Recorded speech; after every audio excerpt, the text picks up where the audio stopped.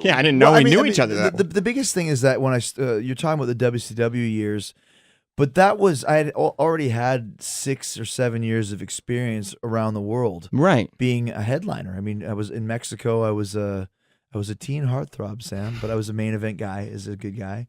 And in Japan, I was a main event bad guy with the company I was in. And in Canada, I was all the small shows I did in Canada, or ECW, Smoky Mountain Wrestling, all those places. I had specific characters and specific, I guess, understanding of what I was supposed to be doing. When I got to WCW, I didn't really know for sure. It was very, there really wasn't a lot of direction, and especially as a good guy at the time. That was when the NWO had just started, and they were cool heels, right? Is what we call them, and they ate baby faces alive. So if you had a baby face with no personality, or never given a chance to have a personality like me, you'd go to the ring with these guys doing anything you could. That's why I used to throw my back to the crowd and have them, I remember Jacques Rouge was like, "Why would you throw your back to the crowd with the guys? They can touch you. Are you some kind of gaze?" And it's like, no, it's just I'm just trying to get something going. Yeah, and as a result, so you'd go out there with those guys and they'd eat you alive, so you'd have no chance. So when I finally got a chance to turn heel, then there was no rules.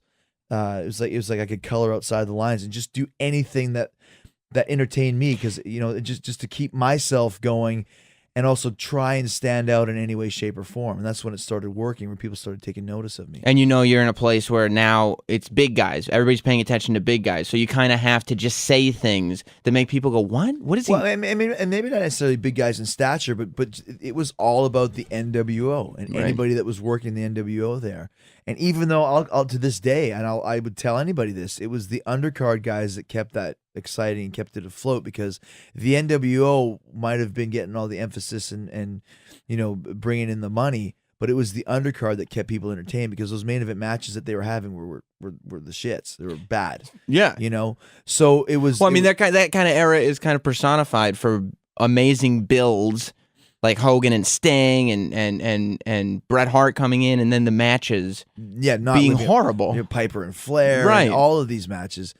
And so it was the guys of my generation that really kept that going. And then when we were able to show some personality, it was almost like, even though we got over really good, they still didn't embrace it. The company never got behind it. If you look at some of the guys, like from Eddie Guerrero to Jericho to, Juventud, whoever was getting over on their own, you would never get to that next step. So that's why I just started going more and more just outside the box. I'm just going to entertain myself. You know what? And at some point, I don't give a fuck anymore. Like, I'm just going to do... If you've ever seen a couple pictures where my hair is standing straight up, like higher than yours is. Yeah. I remember one night they gave me something stupid to do, and I sat there and I hadn't had a shower that day, and I was like rubbing my head like, what am I going to do? And I looked up in the mirror, and my hair was standing straight up like, Poison in 1986. And I was like, you know what? I feel as stupid as I look from this angle. So I'm going to go to the ring just with I'm just going to go out there and look this stupid. And yeah, basically, you don't give a fuck. And not only that, it's like you still have pride in what you're doing, but also knowing, you know what, this is wrestling.